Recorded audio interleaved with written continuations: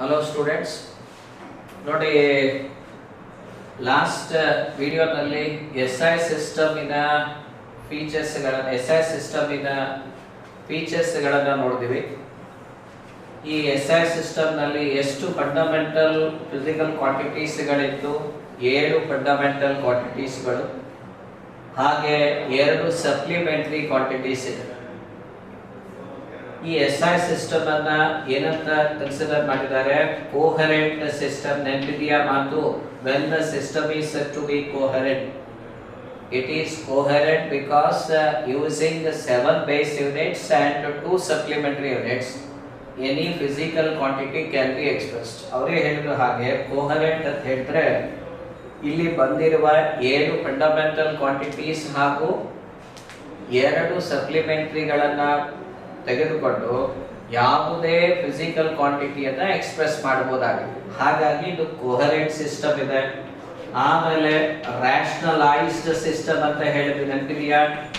ವಿವೇಚನೆಗೆ ಒಳಪಡಿಸಿ ಸಿದ್ಧಪಡಿಸಿರುವ ಸಿಸ್ಟಮ್ ಇದು. ಏನ್ ವಿವೇಚನೆ ಮಾಡಿದ್ದಾರೆ? 1 physical quantity must have 1 unit.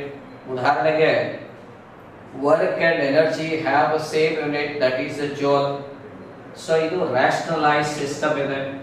ಆಮೇಲೆ it is a comprehensive system because it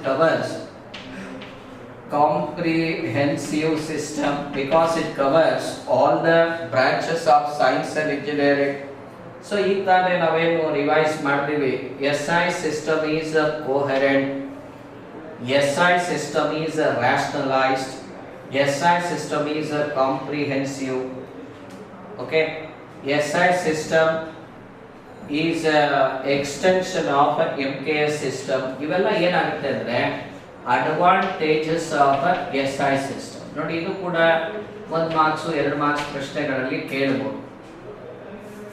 ಮತ್ತೊಮ್ಮೆ SI ಅಡ್ವಾಂಟೇಜಸ್ ಹಿಂಗ್ ಮಾಡೋಣ. ಅಡ್ವಾಂಟೇಜಸ್ ಆಫ್ SI ಸಿಸ್ಟಮ್ ನೋಡ್ತೀರಾ ಒಂದ್ಸತಿ? Advantages of SI system. SI system ಇಂದ ಅಡ್ವಾಂಟೇಜಸ್ ಏನಿದೆ ಅಂದ್ರೆ ಲಾಭಾಂಶಗಳು ಏನೇನಿದೆ, ಏನು ಉಪಯುಕ್ತತೆ ಇದೆ ಅಂದ್ರೆ, ಮೊದಲನೇದಾಗಿ SI ಸಿಸ್ಟಮ್ ಕೋಹರೆಂಟ್ ಆಗಿದೆ, ಇದು ಒಂದು ಅಡ್ವಾಂಟೇಜು. SI ಸಿಸ್ಟಮ್ ರ್ಯಾಷನಲೈಸ್ಡ್ ಆಗಿದೆ, ಇದನ್ನು ಒಂದು ಅಡ್ವಾಂಟೇಜ್ ಇದೆ. SI ಸಿಸ್ಟಮ್ ಕಾಂಪ್ರಿಹೆನ್ಸಿವ್ ಸಿಸ್ಟಮ್ ಆಗಿದೆ. ಸೊ ಹೀಗೆ SI ಸಿಸ್ಟಮ್ ಬೇರೆ ಪದ್ಧತಿಯಕ್ಕಿಂತ ಹೆಚ್ಚು ಅಡ್ವಾಂಟೇಜಸ್, ಉಪಯುಕ್ತತೆಯನ್ನ ಪಡೆದಿದೆ. ಇಂಥ ಮಾದರಿಯ ಪ್ರಶ್ನೆಗಳು ನಿಮಗೆ ಬರಬಹುದಾಗಿದೆ.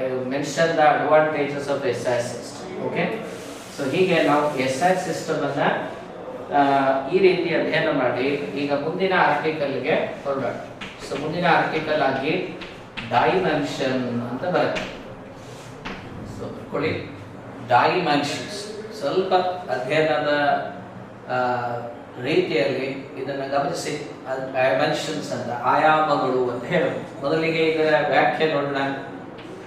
ಡೈಮೆನ್ಷನ್ಸ್ ಅಂದ್ರೆ dimensions of a physical quantity. ಮತ್ತೆ ಅದೇ ನೋಡಿ, ಯಾವುದು ಫಿಸಿಕಲ್ ಕ್ವಾಂಟಿಟಿ ಅಂತ ಹೇಳ್ತೀವಿ? ನೆನಪಿದೆಯಾ? Any measurable quantity is called physical quantity. ಈಗ ನೋಡಿ, dimensions of a physical quantity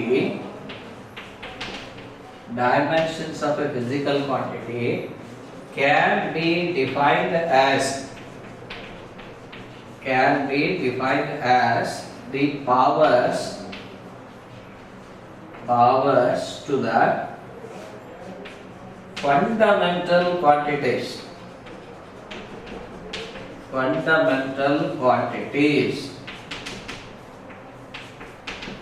powers to the fundamental quantities must be raised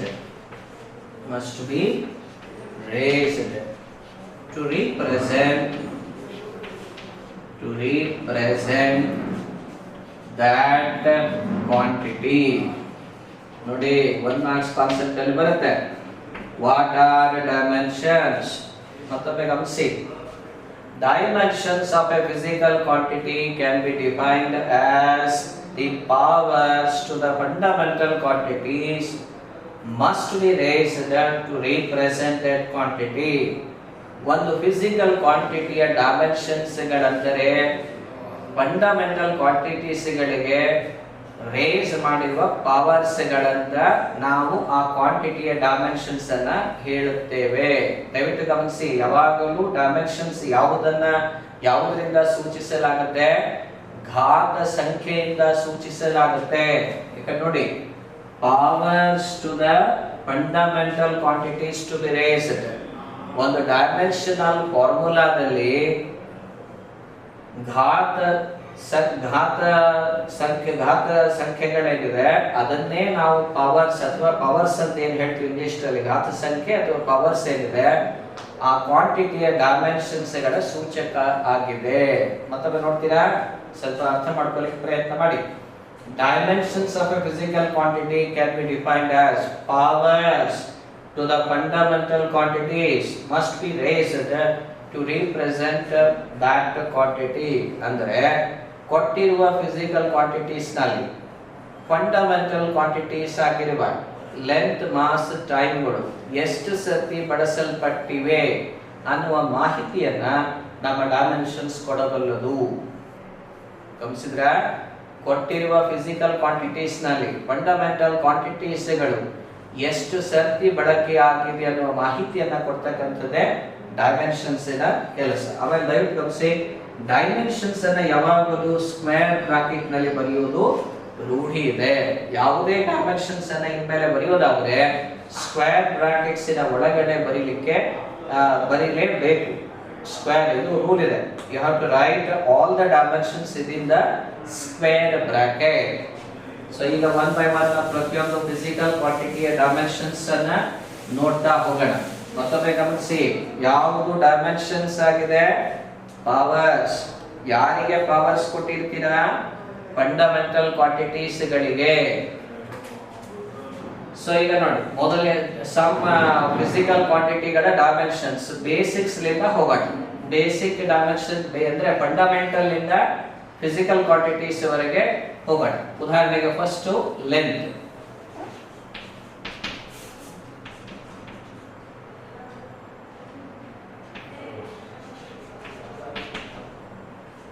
Length has what dimensions?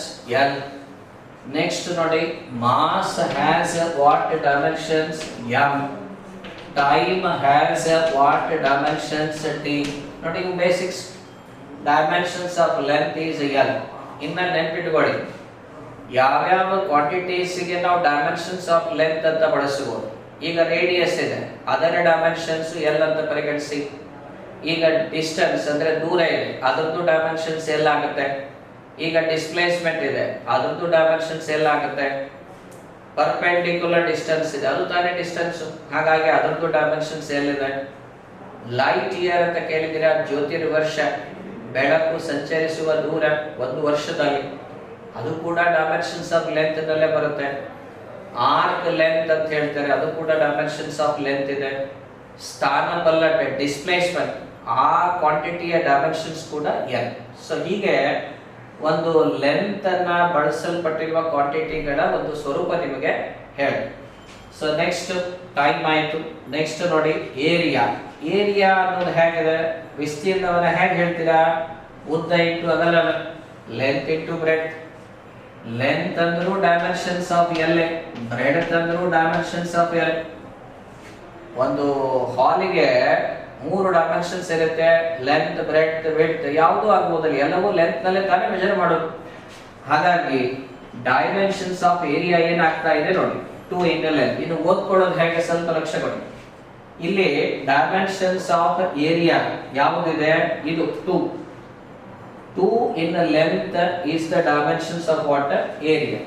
Next ನೋಡಿ, ವಾಲ್ಯೂಮ್ ಅನ್ನುವ ಕ್ವಾಂಟಿಟಿ ಇದೆ. ಅಂದ್ರೆ ಗಾತ್ರವನ್ನ ಹೇಗೆ ಹೇಳ್ತೀರಾ? ಉದ್ದ ಇಂಟು ಅಗಲ ಇಂಟು ಎತ್ತರ, length into breadth into height. ಅಂದ್ರೆ ಗಾತ್ರದಲ್ಲಿ ಲೆಂತ್ ಅನ್ನುವ ಫಂಡಮೆಂಟಲ್ ಕ್ವಾಂಟಿಟಿ ಎಷ್ಟು ಸರ್ತಿ ಬಳಸಲ್ಪಟ್ಟಿದೆ? 3 ಸರ್ತಿ. ಅದನ್ನೇ ಘಾತ ರೂಪದಲ್ಲಿ ಹೇಗೆ ಹೇಳ್ತೀರಾ? 3 ಇನ್ ಲೆಂತ್. ಗಮನಿಸ್ತಾ ಇದ್ದೀರಾ? ಈಗ ಹೇಗೆ ಹೇಳೋದು ನೋಡಿ, what are dimensions of area ಅಂತ ಪ್ರಶ್ನೆ ಮಾಡಿದ್ರೆ ನಿಮ್ಮ ಉತ್ತರ 2 ಇನ್ ಲೆಂತ್ ಅಂತ ಹೇಳಬೇಕು. ಯಾವಾಗಲೂ ಡೈಮೆನ್ಷನ್ಸ್ ಯಾರಿಗೆ ಹೇಳಬೇಕು? ಪವರ್ಸ್, ಘಾತ ಸಂಖ್ಯೆ ಆ ಕ್ವಾಂಟಿಟಿಯ ಡೈಮೆನ್ಷನ್ ಆಗಿರುತ್ತೆ. ಯಾವ ಕ್ವಾಂಟಿಟಿಯ ಇಲ್ಲಿ ಯಾವ ಕ್ವಾಂಟಿಟಿಗೆ ಹೇಳ್ತೀರಿ ಆ ಕ್ವಾಂಟಿಟಿಯ ಡೈಮೆನ್ಷನ್ಸ್ ಅನ್ನು ನಾವು ಹೇಳಬೇಕು. ಉದಾಹರಣೆಗೆ ನೋಡಿ 2 ಇನ್ ಲೆಂತ್ ಅಂತ ಹೇಳಿದೆ, ಇಲ್ಲಿ ವಾಲ್ಯೂಮ್ ನಲ್ಲಿ 3 ಇನ್ ಲೆಂತ್. ಹೀಗೆ ನೆಕ್ಸ್ಟ್ ನೋಡಿ ಡೆನ್ಸಿಟಿ ಅಂತ ಬರುತ್ತೆ. ಡೆನ್ಸಿಟಿ ಅಂದ್ರೆ ಸಾಂದ್ರತೆ. ಸಾಂದ್ರತೆ ಅಂದ್ರೆ ಏನಿದೆ ನೆನಪಿದೆಯಾ? ಮಾಸ್ ಡಿವೈಡೆಡ್ ಬೈ ವಾಲ್ಯೂಮ್ ಇದೆ. ಮಾಸ್ ಬೈ ವಾಲ್ಯೂಮ್ ಗೆ ಡೆನ್ಸಿಟಿ ಅಂತೇವೆ. ಮಾಸ್ ಇನ ಡೈಮೆನ್ಷನ್ಸ್ ಬಂದ್ಬಿಟ್ಟು m ಇದೆ, ವಾಲ್ಯೂಮ್ ಇನ ಡೈಮೆನ್ಷನ್ ಈಗ ತಾನೇ ನೋಡಿದ್ರಲ್ಲ ಹೀಗಿದೆ. ಇದನ್ನ ಸರಳೀಕೃತ ಮಾಡಿ ಅಥವಾ ಸರಳಗೊಳಿಸಿ ಮೇಲ್ಗಡೆ ತಗೊಂಡ್ಬನ್ನಿ. ಏನು ಉಳಿತು? m 1 ಇದೆ, l -3 ಇದೆ. ಟೈಮ್ ಇಲ್ಲ ಅಂದ್ರೂ ಸ್ವಲ್ಪ ರೂಢಿ ಮಾಡ್ಕೊಳ್ಳಿ ಬರಲಿಕ್ಕೆ. ಸೊ ಹೀಗಾಗಿ ಮತ್ತೊಮ್ಮೆ ನೋಡಿ, the density has dimensions. ಹೇಗೆ ಹೇಳೋದೀಗ? ಡೈಮೆನ್ಷನ್ಸ್ ಯಾವಾಗಲೂ ಯಾವುದರಿಂದ ಹೇಳಲಾಗುತ್ತೆ? Powers to the fundamental quantity ಇಂದ. ನೋಡಿ ಡೆನ್ಸಿಟಿಗೆ ಏನೇನ್ ಡೈಮೆನ್ಷನ್ಸ್ ಇದೆ? The dimensions of densities are 1 in mass, ಗಮನಿಸ್ತಾ ಇದ್ದೀರಾ, -3 in length and 0 in time. So ಇದು ರೂಢಿ ಮಾಡಿಕೊಳ್ಳಿ. ಮಾಸು, ಲೆಂತ್, ಟೈಮ್ ಈ ಮೂರರಲ್ಲಿ ಒಂದು ಫಿಸಿಕಲ್ ಕ್ವಾಂಟಿಟಿ ಡೈಮೆನ್ಷನ್ಸ್ ಅನ್ನು ಹೇಳುವ ರೂಢಿ ಮಾಡಿಕೊಳ್ಳಿ. ಸಾಧ್ಯ ಆದರೆ ಮೆಮರೈಸ್ ಮಾಡಿದ್ರು ಫೈದಾನೇ ಇದೆ. ಓಕೆನಾ? ಯಾವ್ದು ಲಾಸ್ಟ್ ಬರ್ತೀವಿ? ಡೆನ್ಸಿಟಿ. ಡೆನ್ಸಿಟಿ ಆದ್ಮೇಲೆ ವೆಲಾಸಿಟಿ. ನೋಡಿ ಏನಿದೆ ವೆಲಾಸಿಟಿ? ಡಿಸ್ಪ್ಲೇಸ್ಮೆಂಟ್. ನಿಮ್ಮ ಕನ್ನಡದಲ್ಲಿ ವೇಗ ಅಂತ ಹೇಳ್ತೇವೆ. Velocity by time. ನೆನಪಿದೆಯಾ? ವೇಗ ವೆಲಾಸಿಟಿ ಆಗಿದೆ, ಜವ ಸ್ಪೀಡ್ ಆಗಿದೆ. ಎರಡರಲ್ಲಿ ವ್ಯತ್ಯಾಸ ಏನು? ಸ್ಪೀಡು ಅದಿಶ ಪರಿಮಾಣ ಇದೆ, ವೇಗ ಸದಿಶ ಪರಿಮಾಣ ಇದೆ. Displacement by time. ನೋಡಿ ಈಗ ತಾನೇ ಹೇಳಿದೆ ಯಾವ್ಯಾವ ಕ್ವಾಂಟಿಟೀಸ್ ಗಳಿಗೆ ಲೆಂತ್ ಡೈಮೆನ್ಷನ್ ಆಗಿದೆ. ಡಿಸ್ಟೆನ್ಸಿಗೂ ಲೆಂತ್ ಇದೆ, ಡಿಸ್ಪ್ಲೇಸ್ಮೆಂಟ್ ಲೆಂತ್ ಇದೆ, ರೇಡಿಯಸ್ ಲೆಂತ್ ಇದೆ, ಪರ್ಪೆಂಡಿಕ್ಯುಲರ್ ಡಿಸ್ಟೆನ್ಸ್ ಲೆಂತ್ ಇದೆ. ಸೊ ಹಾಗಾಗಿ ಡಿಸ್ಪ್ಲೇಸ್ಮೆಂಟ್ L/P ಇದೆ. ಸರಿನಾ? ಸೊ ವೆಲಾಸಿಟಿಯ ಡೈಮೆನ್ಷನ್ಸ್ ಏನಾಗಿ ರೂಪುಗೊಳ್ಳುತ್ತೆ ನೋಡಿ. ಯಾವುದಿಲ್ಲ ಅದನ್ನು 0 ಆಗಿ ಬರೀ. ಮಾಸ್ 0 ಇದೆ, ಲೆಂತ್ 1 ಇದೆ, ಟೈಮ್ -1.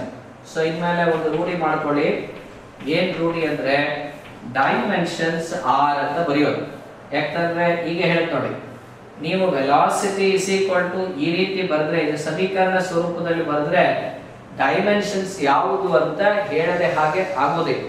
ಯಾಕಂದ್ರೆ ಇದು ಒಂದು ಡೈಮೆನ್ಷನಲ್ ಫಾರ್ಮುಲಾ ಆಗಿದೆ. ಈ ಡೈಮೆನ್ಷನಲ್ ಫಾರ್ಮುಲಾದಲ್ಲಿ ಡೈಮೆನ್ಷನ್ಸ್ ಯಾವುದನ್ನ ಹೇಳ್ತೇವೆ ಅಂದ್ರೆ ಘಾತ ಸಂಖ್ಯೆಗಳು ಡೈಮೆನ್ಷನ್ಸ್ ಆಗಿದೆ. ಹಾಗಾಗಿ ಈ ಸೆಂಟೆನ್ಸಿನ ಔಚಿತ್ಯತೆ ಇದೆ, ಇದನ್ನು ಬರೀಲೇಬೇಕು. ಡೈಮೆನ್ಷನ್ಸ್ ಆರ್ 0 in mass ಇದೆ, 1 in length ಇದೆ,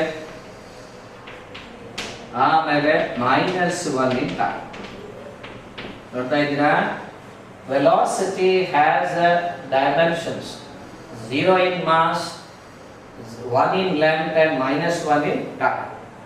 ಗಮನಿಸ್ಕೊಳ್ಳಿ. ವೆಲಾಸಿಟಿ ಸಾಧ್ಯ ಆದರೆ ನಿಮ್ಮ ಸ್ಮೃತಿ ಪಟ್ಟಣದಲ್ಲಿ ಆಡ್ ಆನ್ ಮಾಡ್ಕೊಳ್ತೇ ಹೋಗ್ಬೇಕು. ಇವೆಲ್ಲ ಎಷ್ಟು ನೀವು ಜ್ಞಾನವನ್ನ ಸಂಗ್ರಹಿಸ್ತೀರಾ ಅಷ್ಟು ಲಾಭ ಇದೆ. ಓಕೆ, ಮಾಹಿತಿಯನ್ನ ನೀವು ನೆನಪಿನ ಸ್ತರದಲ್ಲಿ ಸೇರಿಸಿಕೊಳ್ಳಬೇಕು. ವಿದ್ಯಾರ್ಥಿಗಳ ಲಕ್ಷಣ ಅಂದ್ರೆ ನೆನಪು. ನಿಮಗೆ ನೆನಪೇ ಇಲ್ಲ ಅಂದ್ರೆ ನೀವು ವಿದ್ಯಾರ್ಥಿ ಯಾಕನ್ಬೇಕು ಹೇಳಿ?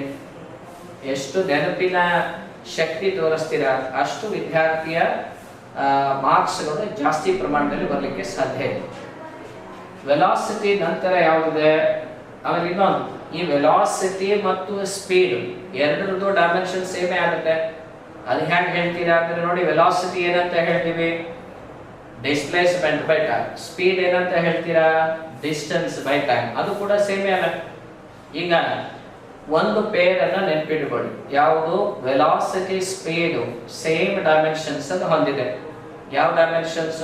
0 in mass, 1 in length, -1 in time. So next ನೋಡಿ, ಎಕ್ಸಲರೇಷನ್ ಅಂತ ಬರುತ್ತೆ. ವೇಗೋತ್ಕರ್ಷ ನೆನಪಿದೆಯಾ ತಾನೆ? ವೇಗೋತ್ಕರ್ಷ ಅಂದ್ರೆ ಏನು? ವೇಗದಲ್ಲಿ ಆದ ಬದಲಾವಣೆ ಕಾಲದ ಮಿತಿಯೊಳಗೆ, ಅಂದ್ರೆ change in velocity by time. ನೋಡಿ ವೆಲಾಸಿಟಿಯ ಡೈಮೆನ್ಷನ್ಸ್ ಆಲ್ರೆಡಿ ಗೊತ್ತಿದೆ, 1 in length minus 1 in time. Sir ನೀವು ಮಾಸ್ ಯಾಕೆ ಬರ್ದಿಲ್ಲ ಅಂತ ಕೇಳಬೇಡಿ, ಹಾಗೂ ಮಾಸ್ಸಿಗೆ ಡೈಮೆನ್ಷನ್ಸ್ ಇಲ್ಲಲ್ಲ ಅದಕ್ಕೆ ಬರ್ದಿಲ್ಲ. ಸೊ ಡಿವೈಡೆಡ್ ಬೈ ಟೈಮ್ ಇದೆ. ನಿಮ್ಮ ಮ್ಯಾಥಮೆಟಿಕ್ಸ್ ರೂಲ್ ಅನ್ನು ಅಪ್ಲೈ ಮಾಡಿ. ಹೇಗೆ ಇದನ್ನ ಸರಳೀಕೃತ ಮಾಡ್ತೀರಾ, ಮೇಲ್ಗಡೆ ಹಾಗೆ ಇರಲಿ, ಕೆಳಗಡೆ ಮೇಲ್ ತನ್ನಿ. ಇಷ್ಟ ಆಯ್ತಾ ಇಲ್ಲ? ನೀವು ಘಾತ ತತ್ವಗಳಲ್ಲಿ ಈ ತತ್ವ ಓದಿದ್ದೀರಾ, a raised to m is a raised to m plus n ನೆನಪಿದೆಯಾ ತಾನೆ? ಸೊ ಈಗ ಹೇಳಿ ಟೈಮಿನ ಡೈಮೆನ್ಷನ್ಸ್ ಏನಾಗುತ್ತೆ? ಸರ್ವರ್ಣ ಮಾಸ್ ಇಲ್ಲ ಆದ್ರೂ ಬರೆಯೋದು 0 in mass 1 in length minus 2 in time. ಕರೆಕ್ಟಾ? ನೋಡ್ಕೊಳ್ಳಿ ಒಂದ್ಸತಿ. ಸೊ ಈಗ ಹೇಳಿ ಡೈಮೆನ್ಷನ್ಸ್ ಆರ್ ಏನೇನಾಗ್ತಾ ಇದೆ? Dimensions are 0 in mass, 1 in length, minus 2 in time. ಸರಿನಾ? Dimensions of what it is? Acceleration, right? ಮಾಡ್ಲಾ? ನೆಕ್ಸ್ಟ್ ನೋಡಿ, ನೀವು ಅದನ್ನ ಬರ್ಕೊಡುವ ಇಚ್ಛೆ ಇದ್ದವರು ವಿಡಿಯೋ ಪಾಸ್ ಮಾಡಿ ಬರ್ಕೊಡಬಹುದು. ಆದ್ರೆ ಬರ್ದಷ್ಟೇ ಚಲೋ. ಎಷ್ಟು ಡೈಮೆನ್ಷನ್ಸ್ ನೀವು ರೈಟಿಂಗ್ ಮಾಡ್ತೀರಾ ಅಷ್ಟು ನಿಮ್ಮ ಸ್ಮೃತಿ ಪಟಲದಲ್ಲಿ ಉಳ್ಕೊಳ್ಳೋದು, ನೆನಪಾಗಿ ಪರಿವರ್ತನೆ ಆಗ್ಬೋದು ರೈಟಿಂಗ್ ಮಾಡೋದ್ರಿಂದ. ನೆಕ್ಸ್ಟ್ ನೋಡಿ, ಬಲದ ಬಗ್ಗೆ ಫೋರ್ಸ್ ಅಂತ ಬರುತ್ತೆ. ನೆನಪಿದೆಯಾ? How force is measured as a product of mass and acceleration. ಇದು ನಿಮ್ಮ ಫೋರ್ಸ್ ಮೆಜರ್ ಮಾಡುವ ಕ್ರಮ. ಈಗ ನೋಡಿ, ಕೆಲವು ಡೈಮೆನ್ಷನ್ಸ್ ಆಲ್ರೆಡಿ ನೀವು ಲಿಸ್ಟ್ ಔಟ್ ಮಾಡಿರ್ತೀರಾ, ಅದನ್ನೇ ನೇರವಾಗಿ ಬಳಸುವ ರೂಢಿ ಮಾಡಿಕೊಳ್ಳಿ. ಈಗ ಉದಾಹರಣೆಗೆ ಮಾಸಿನ ಡೈಮೆನ್ಷನ್ಸ್ ನಮಗೆ ಆಲ್ರೆಡಿ ಗೊತ್ತಿದೆ, ಇನ್ನು ಎಕ್ಸೆಲರೇಷನ್ ಅದು ಕೂಡ ಗೊತ್ತಿದೆ ಅಲ್ಲ, ಈಗ ಮಾಡಿದೀವಲ್ಲ, 1 in length minus 2 in time. ಹಾಗಾಗಿ ಫೋರ್ಸಿನ ಡೈಮೆನ್ಷನ್ಸ್ ಅನ್ನ ಸಿಂಪ್ಲಿಫೈ ಮಾಡಿ, 1 in mass 1 in length minus 2 in time. ನೋಡಿ ಇದು ಕಟ್ಬಿಟ್ರಿ, ಬಹಳ ಇಂಪಾರ್ಟೆಂಟ್. ಡೈಮೆನ್ಷನ್ಸ್ ಆರ್, ಇದು ಬರೆಯೋದು ಮಾತ್ರ ಮರಿಬೇಡಿ. 1 in mass, 1 in length, ಆಮೇಲೆ minus 2 in time. ನೋಡಿ, ಸೊ ಇಲ್ಲಿವರೆಗೆ ಒಂದು ಪೇರ್ ಆಫ್ ಕ್ವಾಂಟಿಟಿ ನಮಗೆ ಸಿಕ್ಕಿದೆ. ಆ ಎರಡು ಪೇರ್ ಆಫ್ ಕ್ವಾಂಟಿಟಿಗಳ ಸೇಮ್ ಡೈಮೆನ್ಷನ್ಸ್ ಇರೋದು ಯಾವುದು? ವೆಲಾಸಿಟಿ ಮತ್ತು ಸ್ಪೀಡ್. ನೆಕ್ಸ್ಟ್ ನೋಡಿ, ಈ ಫೋರ್ಸ್ ಅನ್ನ ಸ್ವಲ್ಪ ಲಕ್ಷ್ಯದಲ್ಲಿಡ್ರಿ. What are the dimensions of force? ನೆನಪಿದೆಯಾ? 1 in mass, 1 in length, minus 2 in time. ಈಗ ನೋಡಿ ಅದನ್ನೇ ಮುಂದುವರ್ಸೋಣ. ವರ್ಕ್ ಅಂತ, ವರ್ಕ್ ಹೇಗೆ ಕ್ಯಾಲ್ಕುಲೇಟ್ ಮಾಡ್ತೀರಾ? Force into displacement. ಇವೆಲ್ಲ ನಿಮ್ಮ ಹೈಸ್ಕೂಲ್ ನಲ್ಲಿ ಓದಿರುವ ಡೆಫಿನೇಷನ್ಸ್ಗಳು. Force into displacement. ಫೋರ್ಸ್ ಈಗ ತಾನೇ ಬರ್ದಿವಲ್ಲ, ಏನಿದೆ? 1 in mass, 1 in length, minus 2 in time. Displacement ನೋಡಿ ಮತ್ತೆ ಬಂತು ನೋಡಿ, ಈಗ ತಾನೇ ಡಿಸ್ಪ್ಲೇಸ್ಮೆಂಟ್ ಕಾನ್ಸೆಪ್ಟ್ ಹೇಳಿದ್ದೀನಲ್ಲ, ದಟ್ ಈಸ್ ಎಲ್. ಇಲ್ಲಿ ಯಾರಿಗೆ ಆಡ್ ಆಗ್ಬೇಕು? ಇವರಿಬ್ಬರಿಗೆ. ಯಾಕಂದ್ರೆ ಆಧಾರ ಸಂಖ್ಯೆ ಸೇಮ್ ಇದ್ದಾಗ ಅವುಗಳ ಘಾತ ಸಂಖ್ಯೆ ನಾವು ಆಡ್ ಮಾಡ್ಬೋದಲ್ಲ. ಸೊ ಈಗ ಏನಾಯ್ತು ಹೇಳಿ?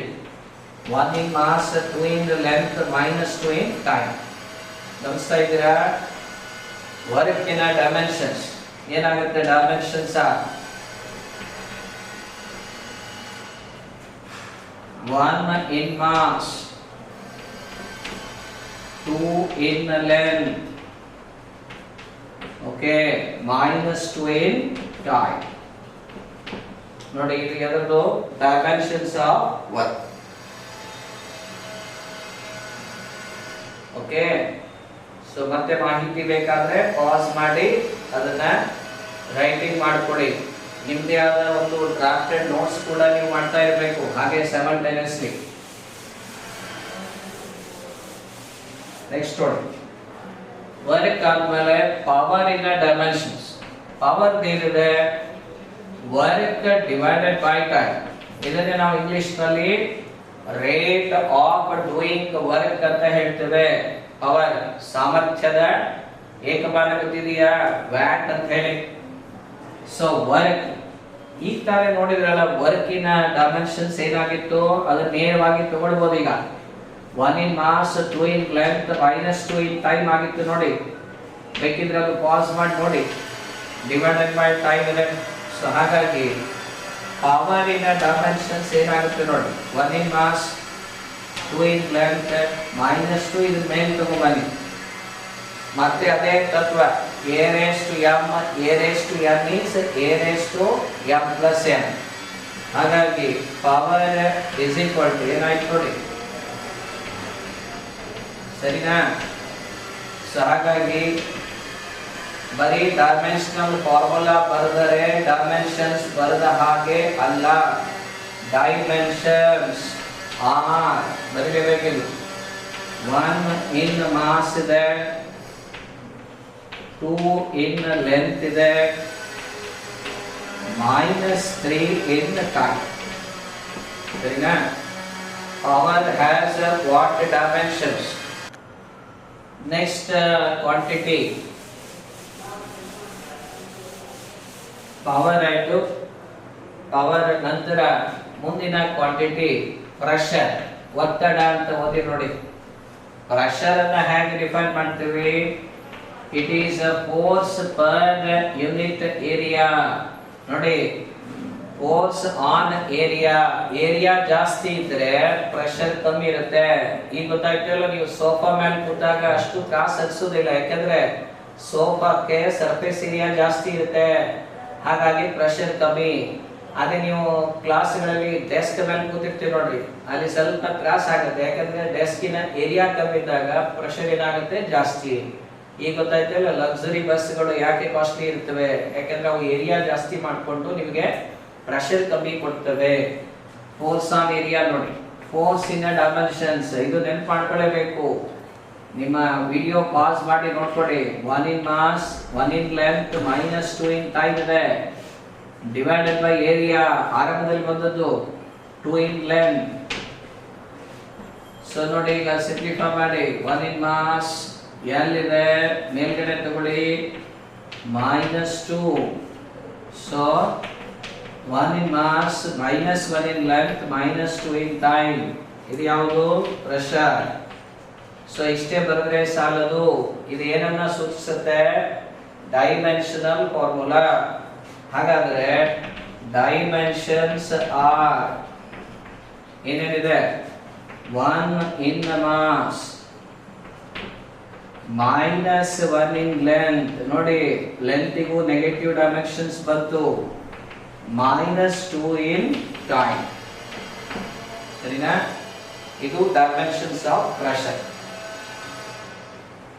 ನೋಡಿ, ಒಂದ್ಸತಿ ಫ್ಲೋ ನೋಡ್ಕೊಳ್ಳಿ. ಸಮಟೈಮ್ಸ್ 2 marks ಇದು ಕ್ವಶನ್ ಮಾಡಿದ್ದಾರೆ. ಆಬ್ಟೈನ್ ದ ಡೈಮೆನ್ಷನ್ಸ್ ಆಫ್ ಪ್ರೆಷರ್ ಅಂದ್ರೆ ಇಷ್ಟೆಲ್ಲ ಫ್ಲೋ ಪಡಬೇಕು. ಕೆಲವು ಸಮಯದಲ್ಲಿ 1 marks ಇದು ಪ್ರಶ್ನೆ ಮಾಡ್ತಾರೆ, ರೈಟ್ ದ ಡೈಮೆನ್ಷನ್ಸ್. ಅವಾಗ ನೇರವಾಗಿ ಡೈಮೆನ್ಷನ್ಸ್ ಅಥವಾ ಆಯಾಮಗಳನ್ನ ನೀವು ಬರೀಲಿಕ್ಕೆ ರೂಪಿಸಿಕೊಳ್ಳಿ. ನೆಕ್ಸ್ಟ್ ನೋಡಿ, ಮೊಮೆಂಟಮ್ ಅನ್ನುವ ಹೊಸ ಫಿಸಿಕಲ್ ಕ್ವಾಂಟಿಟಿ. ಇದು ಕೂಡ ನೀವು ಓದಿರ್ತೀರಾ. ಮೊಮೆಂಟಮ್ ಆರಂಭದ ವಿಡಿಯೋಸ್ ನಲ್ಲಿ ಇತ್ತಲ್ಲ, conservation of momentum. What is momentum? Mass into velocity. Already ಗೊತ್ತಿದೆಯಲ್ಲ ವೆಲಾಸಿಟಿ. ಮಾಸು 1 in mass ಇದೆ, ವೆಲಾಸಿಟಿ ನೆನಪಿದೆಯಾ? 1 in length, -1 in time ಇದೆ. ಹಾಗಾಗಿ ಮೊಮೆಂಟಮ್ ಡೈಮೆನ್ಷನ್ಸ್ ಅನ್ನ ನೋಡಿ ಏನೇನು ಬಂದಿದೆ.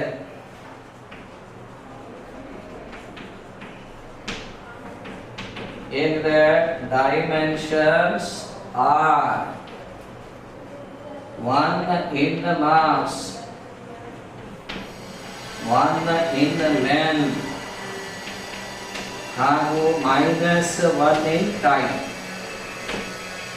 ನೋಡ್ಕೊಳ್ಳಿ, dimensions of momentum, one in mass, one in length, minus one in time. Next ನೋಡಿ, ಇಂಪಲ್ಸ್ ಅಂತ ಬರುತ್ತೆ. ಯಾವುದೇ ಲಾರ್ಜ್ ಫೋರ್ಸ್ಗಳು ಶಾರ್ಟ್ ಟೈಮ್ನಲ್ಲಿ ಕಾಣಿಸಿಕೊಂಡ್ರೆ ಅದು ಇಂಪಲ್ಸ್ ಆಗುತ್ತೆ. ಈಗ ಸಡನ್ ಆಗಿ ಆಟಮ್ ಬಾಂಬ್ ಎಕ್ಸ್ಪ್ಲೋಷನ್ ಇದೆ, ಅದು ಒಂದು ಇಂಪಲ್ಸ್ ಆಫ್ ಫೋರ್ಸ್, ಇಂಪಲ್ಸ್ಗೆ ಒಂದು ಉದಾಹರಣೆ. ಈ ಫೋರ್ಸ್ ಅನ್ನ ಹೇಗೆ ಮೆಜರ್ ಮಾಡ್ತಾರೆ? It is measured as a product of force and time. ಹೀಗಿದೆ ಫೋರ್ಸ್ ಇನ್ ಡೈಮೆನ್ಷನ್ಸ್ ಆಲ್ರೆಡಿ ಗೊತ್ತಿದೆ ಅಲ್ಲ, one in mass, one in length, minus two in time into time. ಹೇಳಿ ಏನ್ ಬರುತ್ತೆ?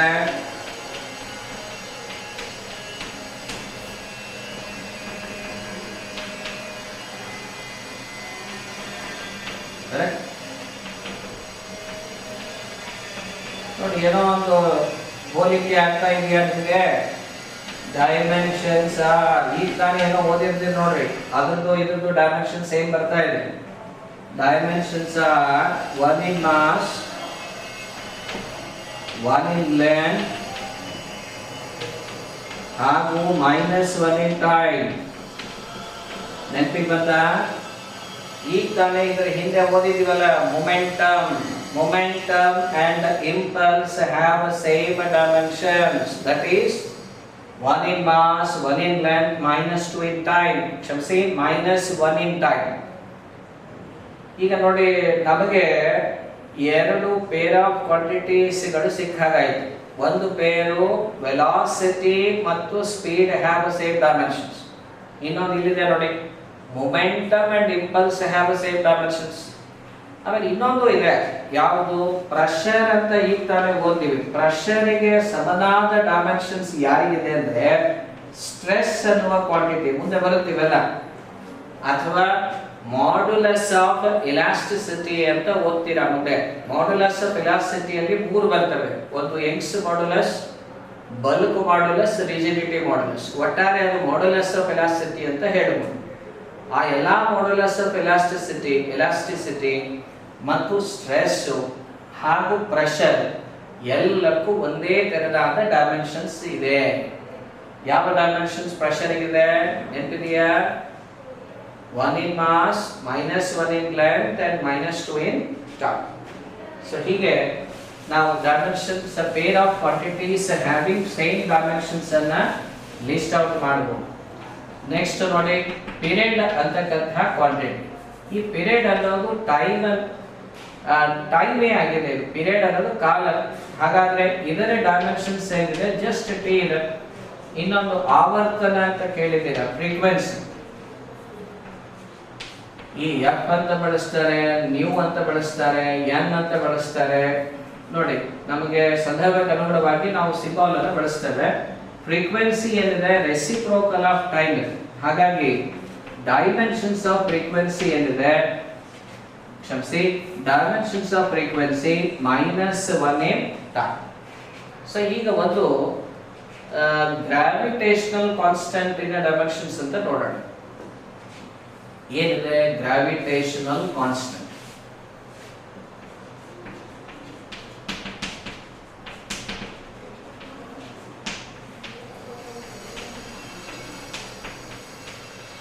G. ನೆನಪಿದೆಯಾ? ಬೇಸಿಕ್ ಫೋರ್ಸಸ್ ಆಫ್ ನೇಚರ್ ನಲ್ಲಿ ಇದರ dimensions, ಇದರ ಫೋರ್ಸ್ ಮ್ಯಾಗ್ನಿಟ್ಯೂಡ್ ಹೇಳಲಾಗಿತ್ತು. ಅಲ್ಲಿ ಯಾವುದಿದೆ? F is equal to G m1 m2 by d square ಆಗಿದೆ. ಹಾಗಾದ್ರೆ ಗ್ರಾವಿಟೇಷನಲ್ ಕಾನ್ಸ್ಟೆಂಟ್ ಇನ ಫಾರ್ಮುಲಾ ಏನು ಬರೀಬಹುದು? Force into square of distance divided by m1 m2. ನೋಡಿ, ಇಲ್ಲಿ ಎಲ್ಲವೂ ಗೊತ್ತಿರುವ ಫಿಸಿಕಲ್ ಕ್ವಾಂಟಿಟೀಸ್ಗಳೇ, ಜೊತೆಗೆ ಅವುಗಳ ಡೈಮೆನ್ಷನ್ಸ್ ಕೂಡ ನಮಗೆ ಮಾಹಿತಿಯಾಗಿ ಸಿಕ್ಕಿದೆ. ಅದನ್ನ ನೇರವಾಗಿ ಸಬ್ಸ್ಟಿಟ್ಯೂಟ್ ಮಾಡೋಣ. ಸಿಂಪ್ಲಿಫೈ ಮಾಡಿ ಏನ್ ಬರುತ್ತೆ ನೋಡೋಣ. ಫೋರ್ಸ್ ಇನ್ ಡೈಮೆನ್ಷನ್ಸ್ ನೆನ್ಪ್ ಮಾಡ್ಕೊಳ್ಳಿ. 1 in mass, 1 in length, minus 2 in time. Correct ಇಲ್ವಾ? ಓಕೆ. ಡಿಸ್ಟೆನ್ಸ್ ಇನ್ ಡೈಮೆನ್ಷನ್ ಅದು ಎಲ್ಲಿದೆ? ಸ್ಕ್ವೇರ್ ಅಂತೂ ನಿಮ್ಮ ಫಾರ್ಮುಲಾ ಇದೆ, ಡಿವೈಡೆಡ್ ಬೈ m1 m2 ಅಂದ್ರೆ ಎರಡು ಸರ್ತಿ ಮಾಸ್ ಇನ ಡೈಮೆನ್ಷನ್ಸ್ ಬರೀರಿ ಅಂತ ಅರ್ಥ. ಹೀಗೆ ಬರ್ದೇವೆ. ಈಗ ನೋಡಿ ಏನು ಉಳಿತು ಸ್ವಲ್ಪ ಅಬ್ಸರ್ವ್ ಮಾಡಿ. ಎಂ ಬಗ್ಗೆ ವಿಚಾರ ಮಾಡೋಣ. ಎಂ ಒಂದ್ ಎಂ ಕ್ಯಾನ್ಸಲ್ ಆಯ್ತು, ಈ ಎಂ ಮೇಲ್ಗಡೆ ಹೊರಟು -1 ಇನ್ ಮಾಸ್ ಆಯ್ತು. ಬಾಕಿ ಏನಾದ್ರು ಆಗ್ತಾ ಇದೆಯಾ ನೋಡಿ, ಎಲ್ಲಿಗೂ ಇದೆ, L⁻1 ಇದೆ, L⁻2 ಇದೆ. ತಿರ್ಗಾ ನಿಮ್ಮ A⁻m is equal to A⁻m plus n ನಿಯಮ ಅಪ್ಲೈ ಮಾಡಿ, L⁻3 ಆಗಿ ಟೈಮು ಒಂದೇ ಪದ ಇದೆ, ನೇರವಾಗಿ ಉತ್ತರಕ್ಕೆ ಬರುತ್ತೆ. ಸೊ ಹಾಗಾದ್ರೆ ಏನು ಉಳಿತು ಹೇಳಿ, ಏನು ಉಳಿತು? -1 ಇನ್ ಮಾಸ್ ಉಳಿತು, 3 ಇನ್ ಲೆಂತ್ ಉಳಿತು, -2 in time. So therefore dimensions are ಅಂತ ಏನು ಬರೀತೀರಾ ನೋಡಿ. ಇದು one of the important question ಕೇಳಬಹುದು ನೋಡಿ 2 ಮಾರ್ಕ್ಸ್ಗೆ. Obtain dimensions of gravitation constant ಅಂತ. Dimensions are -1 in mass, observe ಮಾಡಿ. ನಂತರ 3 ಇನ್ ಲೆಂತ್ ಇದೆ, ಹೌದಾ? ಆಮೇಲೆ -2 ಇನ್ ಟೈಮ್. ನೋಡ್ಕೊಳ್ಳಿ ಬೇಗ.